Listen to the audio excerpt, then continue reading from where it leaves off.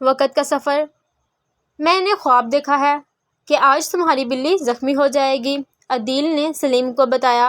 تو سلیم نے بات کاٹتے ہوئے کہا، ضروری تو نہیں کہ تمہارا ہر خواب ہی سچ ہو۔ عدیل خاموش ہو گیا۔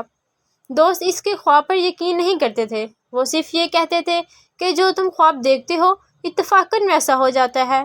وہ دونوں اپنے اپنے گھر چلے گئے اور اس بات کو تو بھول ہی گئے۔ شام کو کھیلنے کے بعد جب وہ گھر پہنچا تو پتہ چلا کہ اس کی بلی گلی میں تیزی سے گزرتے ہوئے موٹر سائیکل کے زرے میں آ کر زخمی ہو گئی ہے۔ سلیم بہت شرمندہ تھا کہ اس نے عدیل کی بات کا یقین نہ کیا۔ اس نے عدیل سے معافی مانگی۔ آج سارے بچے بہت خوش تھے۔ ان کے اسکول کا ایک گروپ میوزیم دیکھنے جا رہا تھا۔ عدیل اور سلیم بھی ان بچوں میں شامل تھے۔ عدیل نے سلیم کو بتایا کہ مجھے خواب میں ایک پرانا پتھر کے نیچے ایک چابی نظر آ رہی ہے۔ کچھ دیر بعد سب کے ساتھ عدیل اور سلیم میوزیم پہنچ گئے اور پتھر تلاش کرنے لگے۔ اچانک عدیل نے ایک پتھر کی طرف اشارہ کرتے ہوئے کہا، یہ وہ پتھر ہے۔ دونوں نے مل کر پتھر ہٹایا تو دیکھا وہاں ایک چابی دبی ہوئی نظر آئی۔ جب عدیل نے چابی اٹھائی تو تیز طوفان ہوا چلنے لگی اور پرنسپل صاحب بچوں کو بلانے لگی تاکہ کوئی بچہ گم نہ ہو جائے۔ عدیل اور سلیم وہ دروازہ تلاش کرنے لگے جس کی یہ چابی تھی۔ ایک جانب انہیں ایک پرانا سا دروازہ نظر آیا۔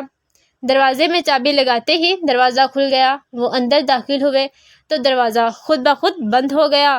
وہ آگے چل پڑے۔ چلتے چلتے شام ہو گئی۔ وہ ایک گاؤں میں پہنچے۔ وہاں پر ایک گھر کا دروازہ بجایا اور ایک آدمی باہر آیا اور اس نے عجیب لباس پہن رکھا تھا۔ وہ ان دونوں کو اندر لے آیا اور ان سے سوال کرنے لگا کہ وہ کہاں سے آئے ہیں۔ جب دونوں نے اس آدمی کو بتایا تو وہ حیران رہ گیا۔ وہ اپنے زمانے سے 100 سال پچھلے دور میں آ گئے تھے۔ مجبوراً دونوں وہاں رہنے لگے۔ وہ روزانہ دروازہ تلاش کرنے کے لیے جنگل میں ضرور جاتے۔ اس طرح 2 سال گزر گئے۔ ایک دن عدیل نے خواب میں پھر وہی دروازہ دیکھا اور جلدی سے سلیم کو بتایا۔ پھر وہ دونوں اسی راستے پر آ گئے تو دیکھا کہ سامنے دروازہ موجود تھا۔ وہ بہت خوش ہوئے لیکن پھر اداس بھی ہو گئے۔ پتہ نہیں ان کے گھر والے کس حال میں ہوں گے۔ وہ تو ان کے آنے کی امید ختم کر چکے ہوں گے۔ لیکن جب وہ دروازہ کھول کر باہر آئے تو دیکھا کہ ابھی بھی استاد صاحب بچوں کو بلا کر ایک جگہ جمع کر رہی تھی۔ طوفان ختم ہو چکا تھا۔ وہ خوش ہو گئے اور بچوں میں شامل ہو گئے۔